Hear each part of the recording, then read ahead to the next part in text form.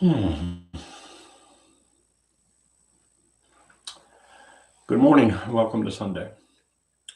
Nice to be here with y'all.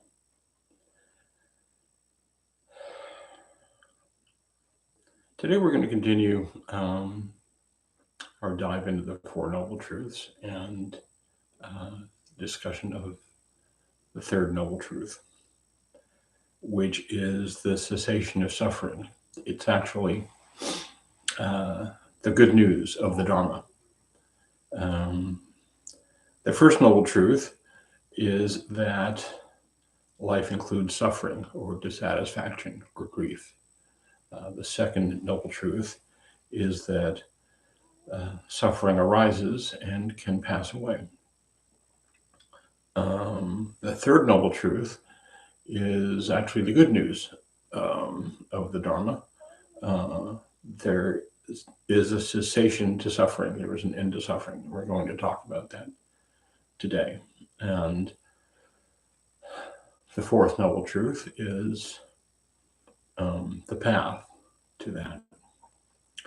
So, um, greetings to anybody joining me on Zoom, and greetings to the people I cannot see on Facebook and YouTube. And welcome, Terry. It's apparently your first time here. Glad to have you.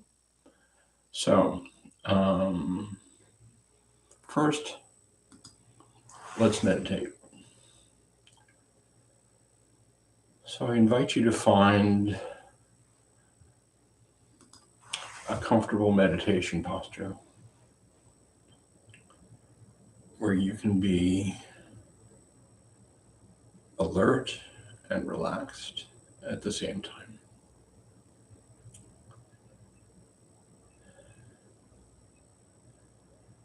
If you're sitting upright, you want to sit with your back straight, they're not rigid. There's a natural curve in your spine, just sort of let that fall into place. When we enter into a meditation posture, it's a signal to our mind and our psyche that we are entering into something other than what was going on before. So if you're sitting with your back straight, you tuck in your chin a little bit. And if it's like there's a thread pulling at the crown of your head, just gently, you pull that up, tuck your chin in without stressing or stretching the muscles in your neck or shoulders. Some people have contacted me, they have back issues, they prefer to meditate laying down, which is a completely legitimate meditation posture. If you're going to do that, have one arm at a 90-degree angle so your hand is in the air. That way, if you fall asleep, your hand will come back down and you'll wake up. Falling asleep meditating is not a big deal. Everybody does it sometimes.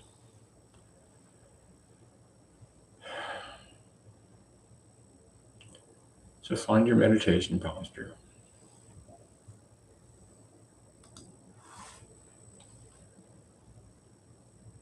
And gently close your eyes.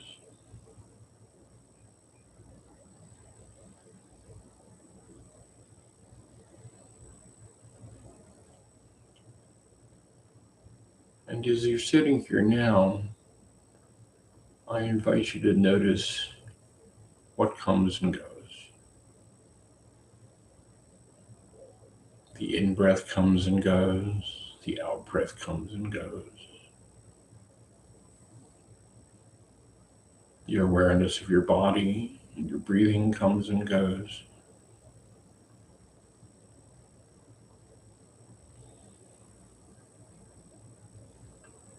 What observances, what experience can you just observe coming and going?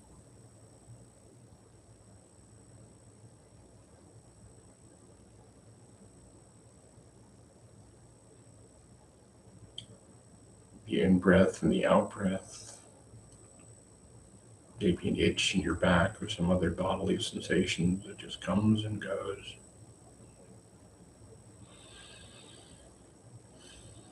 The thought, you drift off, two before it morphs into something else. And then come back to your breathing. The thoughts just come and go.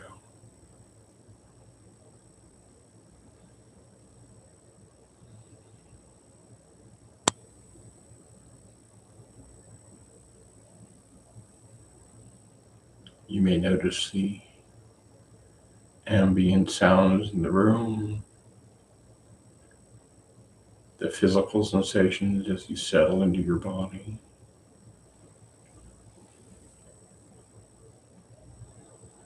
As your perception may move around your body, tightness here, an itch there, just noticing what's coming and going.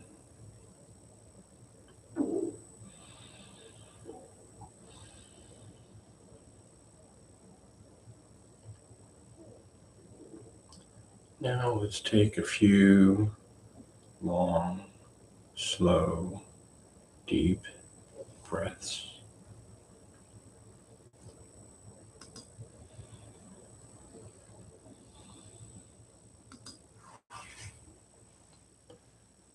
And relaxing on the exhale. Softening your belly.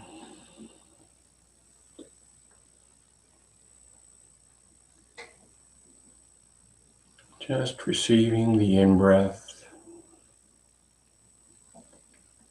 And relaxing and softening your body and your muscles in your face. Letting your shoulders fall. Settling into your seat on the out-breath.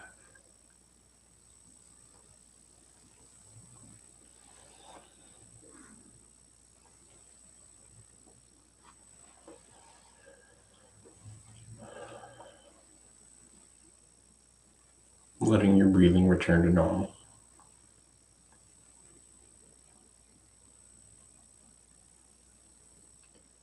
Just continuing to relax your body on the exhale.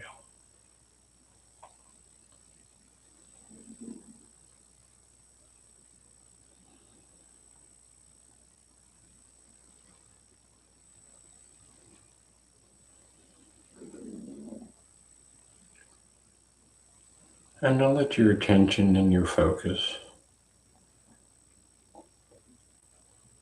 rest on the sensations of the body breathing. Just focus there.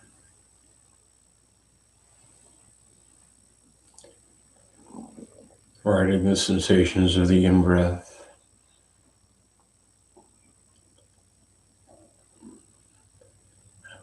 As your chest expands, as your belly expands.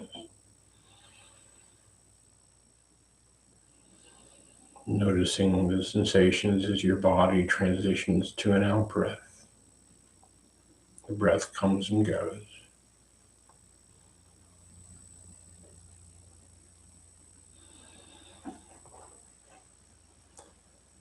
And following the sensations of the out-breath.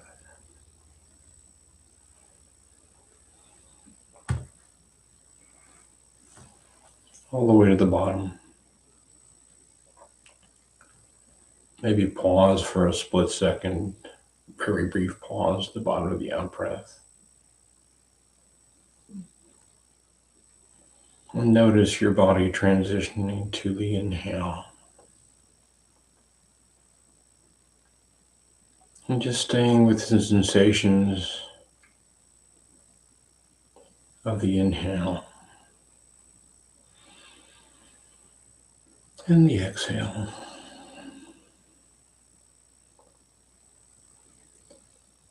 Some people do this by focusing on the sensations of the breath moving in and out of the nose.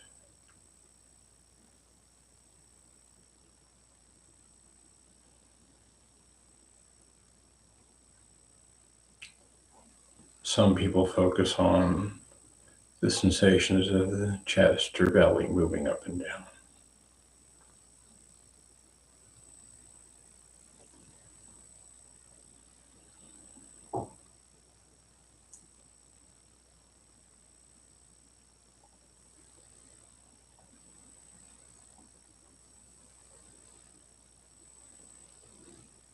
Some people focus on just the overall global experience of the body breathing. Just let your attention rest with the body breathing.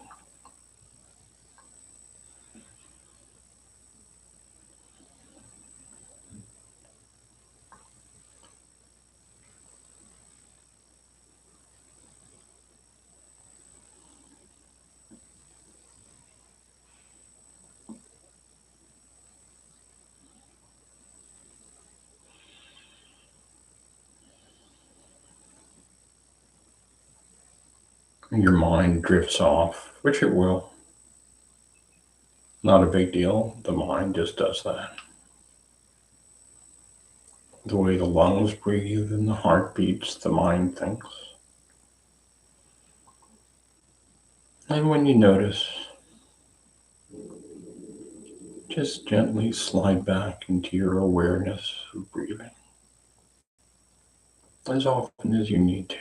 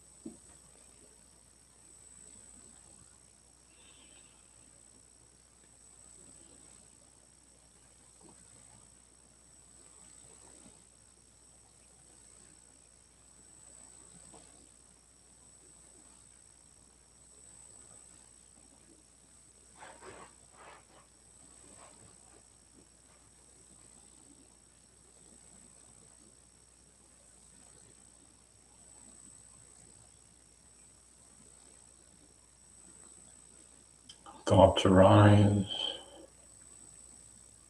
Just notice without getting involved in the content of the thought stream. Just notice the thoughts as a phenomenon. They arise. They morph from one thing to the next. Then they fade.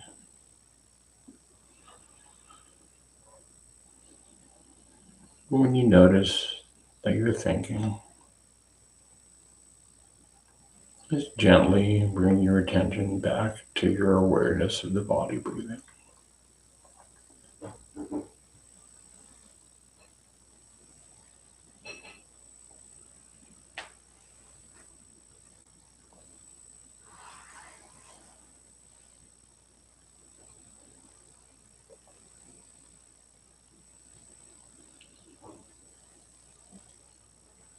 Now imagine that you're sitting on a boulder in a river.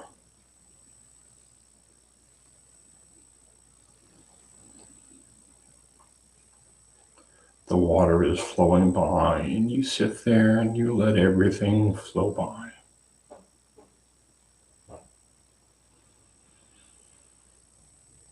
Everything appears and disappears. Everything just flows by. large, majestic river just flowing by. You safe on your boulder,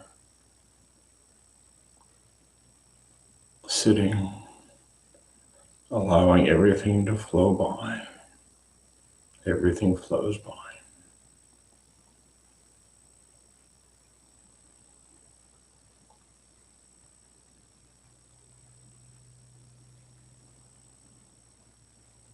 Thoughts arise, and you look at thoughts directly and see they're made up of comings and goings. You can get out of the way of the comings and goings without getting involved in this thought or that thought.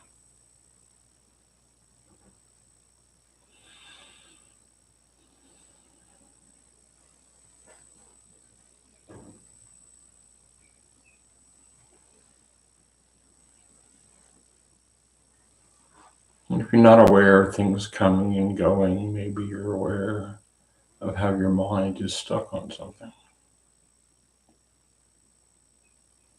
The way the mind may be preoccupied and holding you at a distance, holding itself at a distance from your direct experience. And just breathe with that and sense what gets in the way of seeing change, seeing the comings and goings. Maybe it's a belief.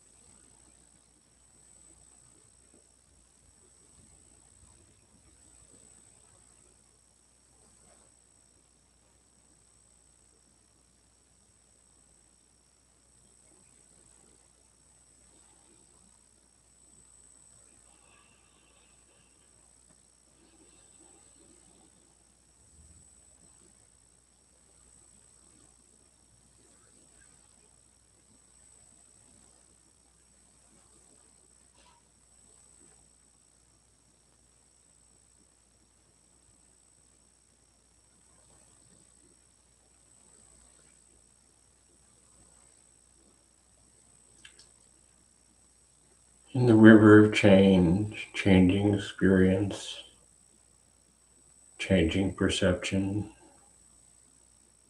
experience and your perception may change moment to moment. Just letting go into it. Let yourself become the change. Everything is changing. Everything appears and disappears. It just flows on and on.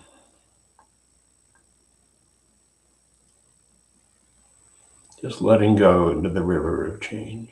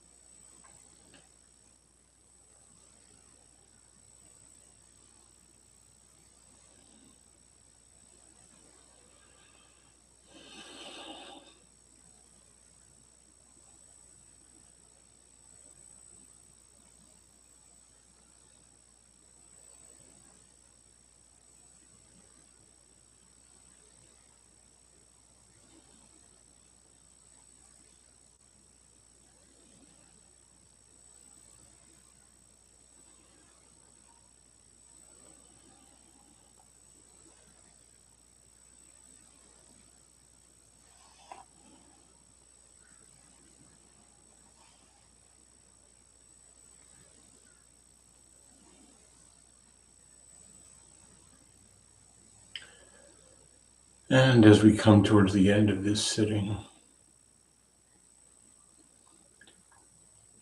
might there be something tender within that is touched by the changing nature of reality?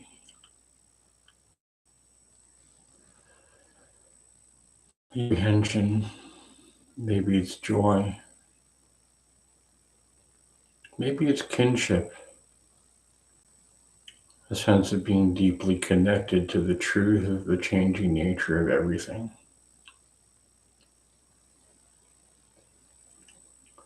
We share this with others. Some change is painful. Some change is joyful. Some involves sadness. Some involves joy. Some involve relief. Some come with new stresses or joyous new realities.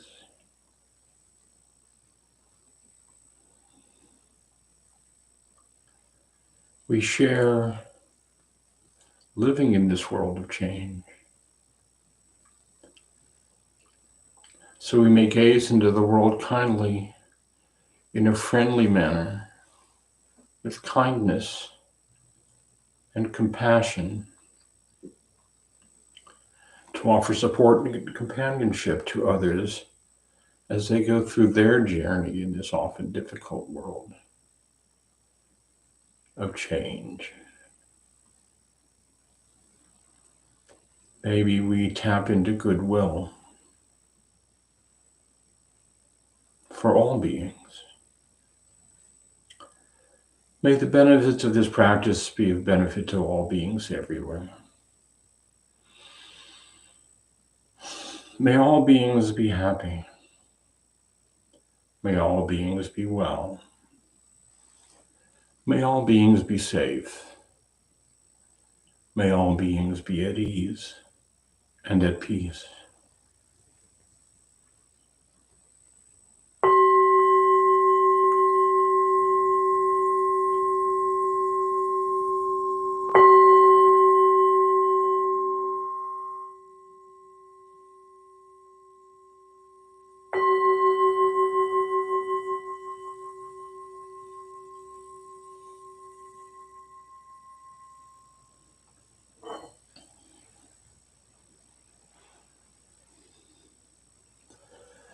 Thank you for your practice. A couple of announcements. I put the usual information in the chat, how to find these sessions on Zoom, Facebook, and YouTube. How to get in touch with me. You are welcome to contact me. The address for my website, and if you feel so inclined, a link to make a donation that is not required or requested, but it's there if you feel so moved. And next week I will not be here. Muriel Gallego, my good friend, will be here. Muriel's a dynamite teacher. She'll be filling in for me. So today we're talking about the third noble truth. And as I've explained before, when Buddha first awakened under the Bodhi tree, under what is now Bodh Gaya, India, he wasn't sure he was going to teach what he had learned because he didn't know how to explain it. He sat there for some period of days and then resumed his wandering. And he came upon a group of 5 monks who he had practiced with before. And they asked him what he had learned. And he told them, this is considered the first turning of the Dharma wheel. And what he told them was what has been translated into the phraseology of the Four Noble Truths. There's a lot of discussion in Buddhist circles about whether they are truths, what that means, but there's always a lot of discussion about the meaning and interpretation of things in Buddhist circles. It's the Great Debate Society. The first noble truth is that life includes suffering. It was translated for a long time to life is suffering, but Buddha never said that. Life includes suffering, dissatisfaction, not getting what we want. I've chosen to say that, to interpret it as grief. Life includes grief. The second noble truth that we discussed last week is that suffering arises, and there's an origin of suffering. And the origin of suffering is our craving, our clinging, our attachment to wanting things to be other than they are. And the main thing that we want to be other than it is the truth that all things are impermanent. All things are impermanent. Everything is changing and shifting all the time.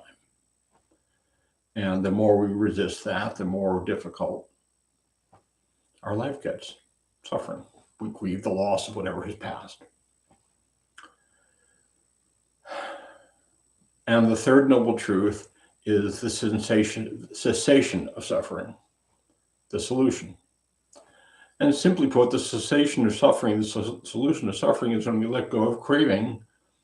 And specifically, we let go of craving for things to be other than they are, to be solid when they're actually impermanent, for things to be permanent when they're changing when the nature of reality and life is changing all the time. How do we do that?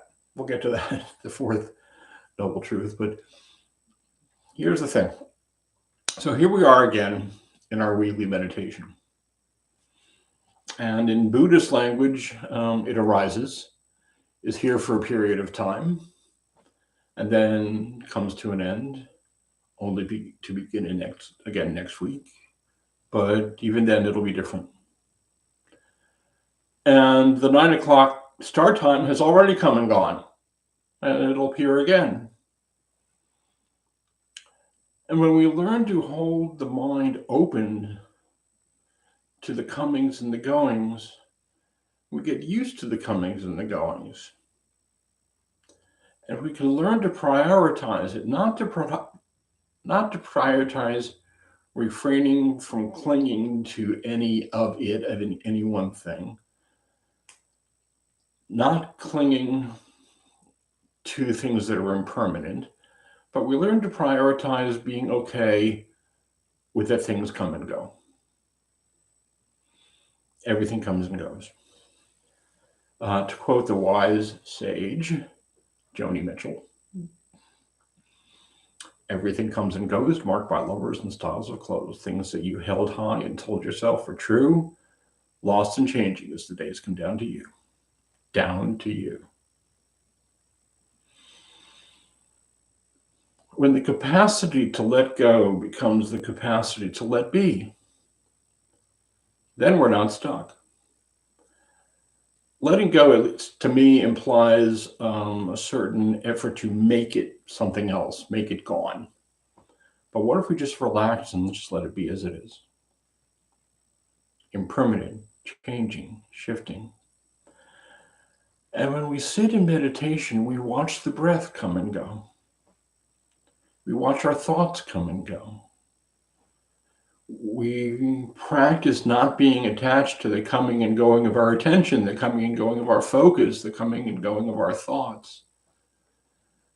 Each inhale begins, ends, transitions to an out-breath, which also begins and ends and passes away and transitions into something else. And this is sort of a microcosm for just being in the world. So one of the things we're doing is focusing on the breath, is training the mind to become accustomed to the coming and the going. That's where we encounter the sensation of suffering, is when we become accustomed to the coming and the going. And this is work. This is long term. Okay. I wish I could tell you that there was a switch on the back of my head. I could just boop, just like that. When I was a therapist, I would have done $10,000 one session therapy. Boom, switch in the back of your head. But we're not wired like that. And what arises in this case is the sensations of the body, breathing, and how that changes from moment to moment. Sometimes it's a long breath, sometimes it's a short breath, sometimes we're more and less aware of it, Sometimes our thoughts drift us away and then we come back, but it's different this time than it was before. And in doing so, we're learning better how everything we perceive has the same nature. And that is that everything arises and passes, everything appears and disappears. It's not the object that we're perceiving that we're looking at, but the process of the coming and going. Seeing something that triggers thoughts or feelings that come and go, and I hear something which drifts me into my perception away from what I'm seeing at the moment, and the mind creates another wave of thoughts and feelings, and those come and go. Right? If you really notice the mind stream, it comes and goes all the time. I mean, it changes subject, it changes feelings. It's like the river that flows while you're sitting on the boulder. Our thoughts and perceptions come and go, and sometimes the object comes and goes. Sound fades away, our perception comes and goes. It just seems to be my lot in my meditating life that I have a neighbor who likes to mow the lawn while I'm meditating. I'm sure he's not thinking about me at all, but it just kind of works out that way. When I was living in Indiana, my neighbor across the street. Now that I'm living here in this house in Florida, my neighbor next door. I just riding lower like 8 o'clock in the morning. And then, I get distracted by that while I'm meditating. My thought stream goes off into a different place and I'm out of the moment, and I haven't noticed that he has stopped, but I'm still in it. Right? So everything comes and goes, whether I embrace that or not. And we may get stuck on something, perseverating, like on my neighbor next door with the lawnmower. And so stuck ruminating about how put out I am and how much it matters to me. I don't notice that it stopped.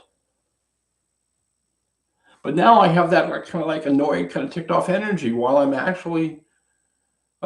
actually was happening came and went. Okay. Mind is a weird thing. And I'm stuck there. But with mindfulness, we can look at where we're stuck. I can look at where I'm stuck and see that as something that's just coming and going. It's part of the river of everything changing. And that is the truth of the cessation of suffering. To learn to be okay with just everything coming and going. Alcoholics Anonymous speaks to this. There's a line in the book Alcoholics Anonymous where it says, acceptance is the answer to all my troubles today. When I accept that everything just changes, I'm in a better place. It's the end of craving for the impermanent to remain, for things to be other than they are, which is impermanent. Impermanent are all mental formations. This is a chant in the Theravadan tradition. Impermanent are all mental formations.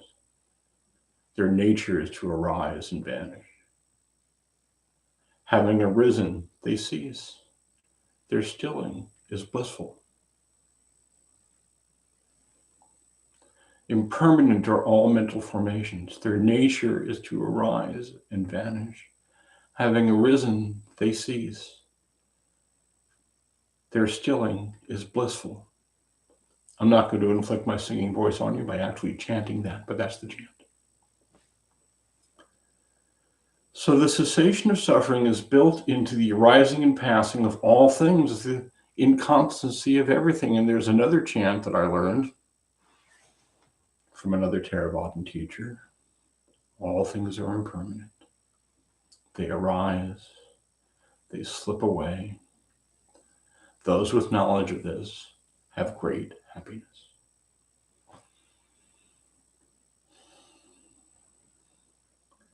So at 9 o'clock this morning, this teaching arose. and now it's slipping away.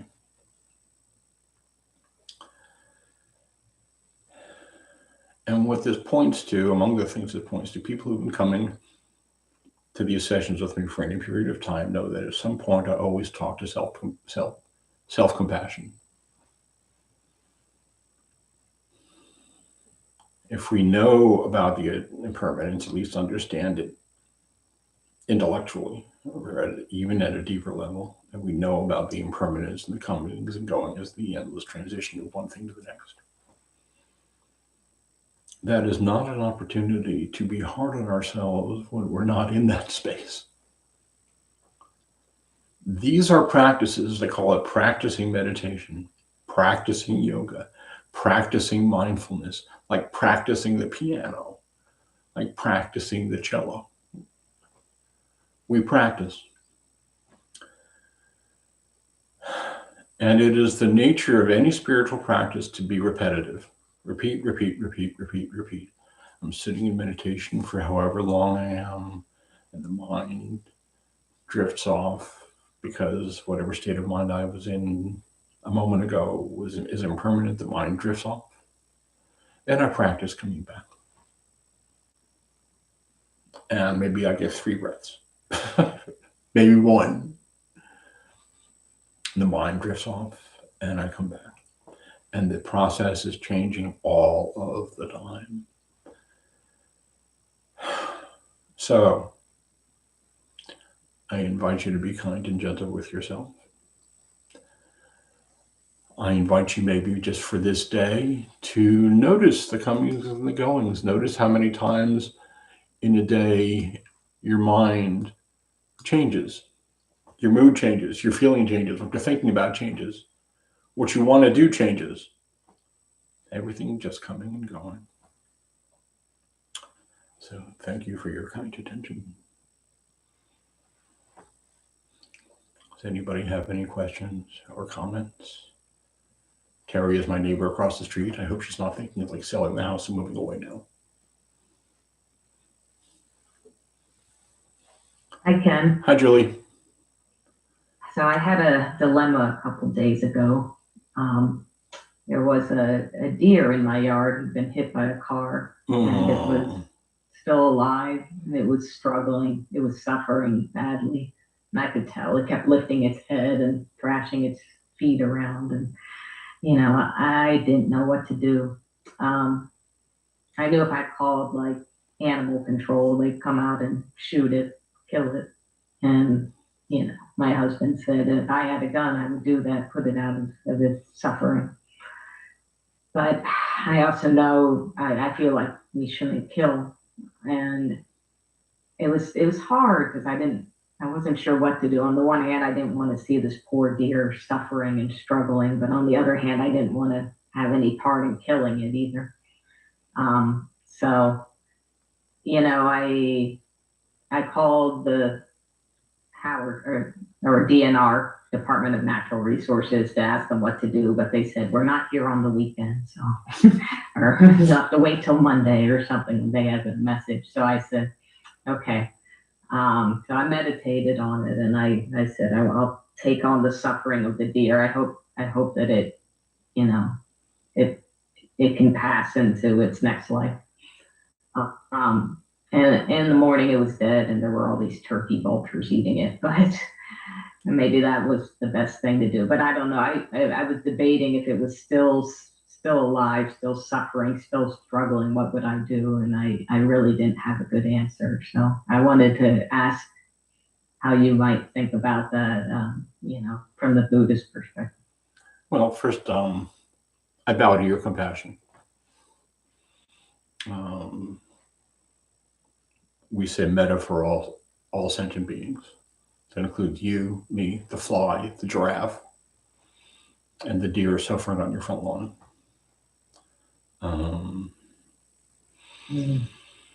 It It made me cry. It was of course, yeah. And whoever hit the deer with the car is probably spending $900 on a new radiator because you can total your car hitting a deer. So there's a lot of suffering all around. how do we witness that and stay okay in this body with everything that that feels like without judging ourselves? Bringing compassion to the deer, bringing compassion to the driver who hit the deer, bringing compassion to ourselves for the way we experience that. And it's the perfect example of what we've been talking about. Everything comes and goes. The deer comes and goes. The driver comes and goes. Your feelings about that come and go. The people at the Department of Natural Resources, they come and go. They were gone.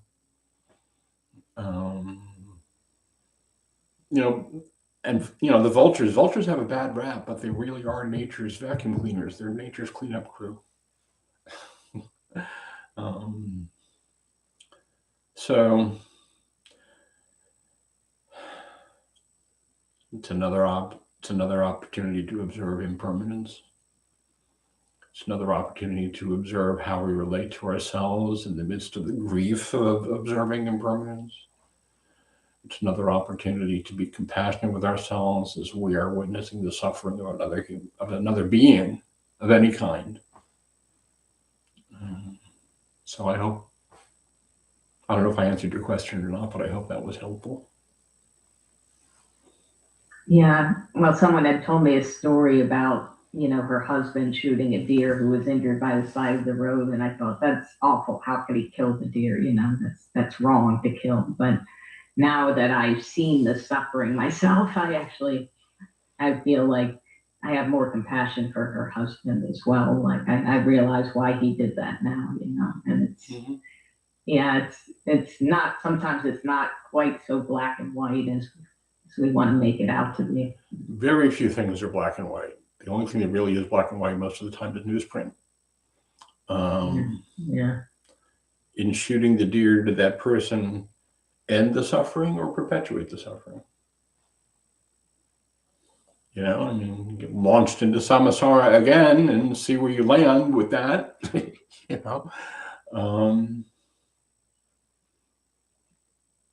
But again,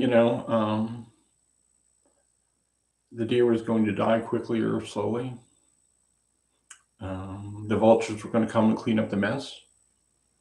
Animal control was going to show up probably the next day after you or someone else reported and take the carcass away. Just, the impermanence of things flowing and flowing and flowing and flowing. The birds will eat the deer. What's left of the worms will eat that. And, then it'll be compost and everything morphing and changing. But don't forget to be kind to yourself in the process.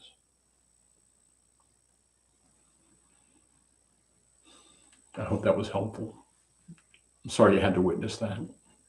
Witnessing suffering is hard. It's always hard. Yeah, and I've seen that with many of my relatives and other friends as well, witnessing their suffering, and it's very hard. Yeah, well. But especially witnessing the end of someone's life is especially difficult.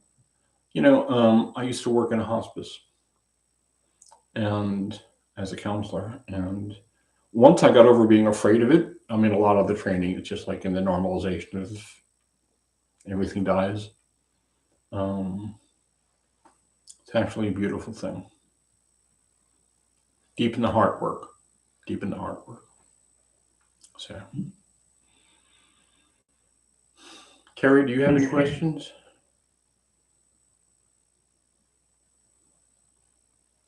I guess not. Julie, you're going to say something. Did I cut you off? Oh, I just said thank you, Ken. Happy to show up for you.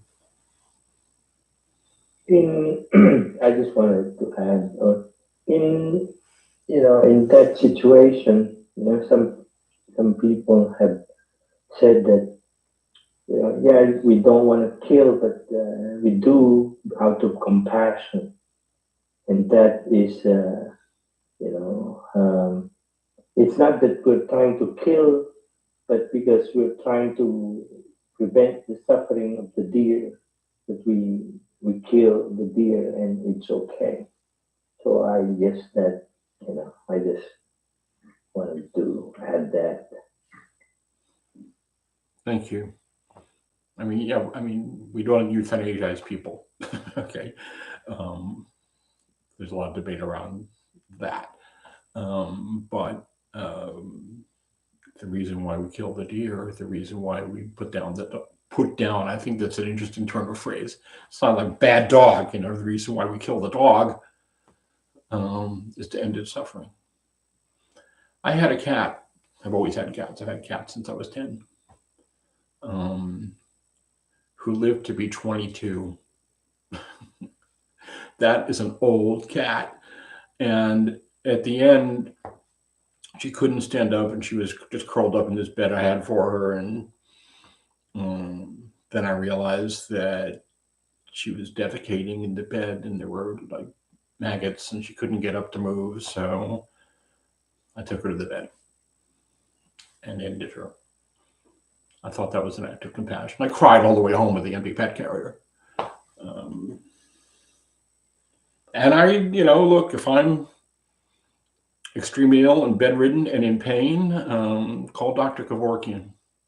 I'm okay with that. These are acts of compassion, and compassion sometimes is by nature painful. And that this is difficult for you to watch and you took time to process it speaks to the depth of your compassion. And I bow.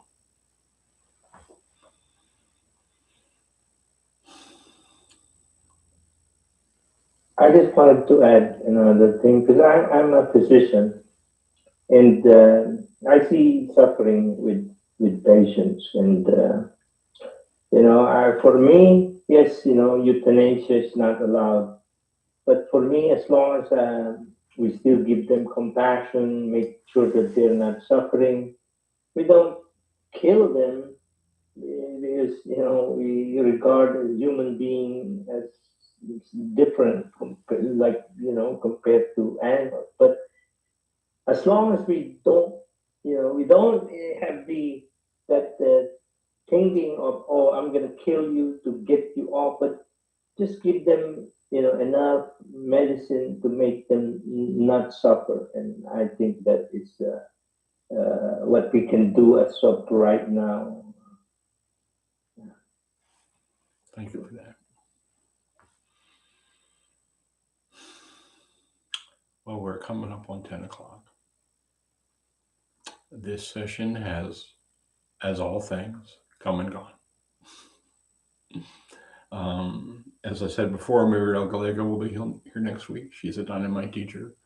If I'm in a position to dial in, I'll dial in to check her out because I always check her out when she's teaching. So I invite you to be kind to yourself, and I will see y'all next week. Thank you. Thank you. Thank you, Ken. Thank you. Thanks, Ed. Thanks, Ken.